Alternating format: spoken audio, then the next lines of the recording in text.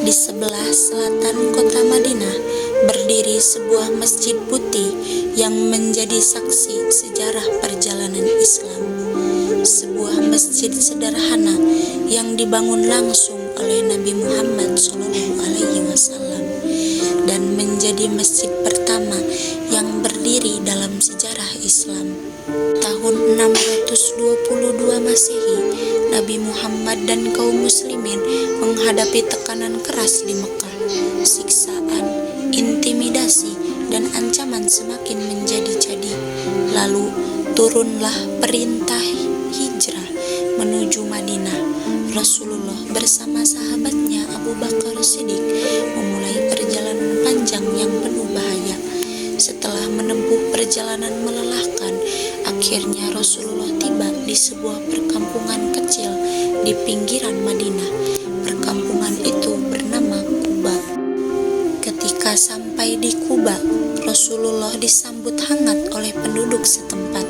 Beliau tinggal di rumah Kultum bin Al-Hadum, seorang tokoh suku Amr bin Auf. Di perkampungan inilah Rasulullah menghabiskan sekitar 14 hari sebelum memasuki kota Madinah. Namun, masa singgah tersebut tidak hanya diisi dengan istirahat, tetapi juga menjadi awal dari pembangunan masjid pertama dalam Islam. Di hari-hari awal tinggal di Quba, Nabi Muhammad memilih sebuah tempat untuk membangun masjid. Dengan tangannya sendiri, beliau meletakkan batu pertama, disaksikan para sahabat Ansor dan Muhajirin. Bangunan masjid saat itu sangat sederhana. Dinding dari batu dan tanah, atap dari daun kurma, dan lantai beralaskan pasir. Meski sederhana, masjid itu dibangun dengan niat yang benar, hati yang bersih, dan dasar ketakwaan kepada Allah Subhanahu wa Ta'ala. Inilah yang membuat Masjid Quba memiliki kedudukan istimewa dalam Islam. Sejak zaman Rasulullah, Masjid Quba terus mengalami perluasan dan renovasi. Pada masa Khalifah Utsman bin Affan, masjid diperluas untuk menampung jemaah yang semakin banyak. Selanjutnya, dinasti Umayyah dan Abbasiyah memperindah struktur dan memperkuat bangunannya. Di era Turki Utsmani, Masjid Quba kembali direnovasi dengan arsitektur khas Ottoman.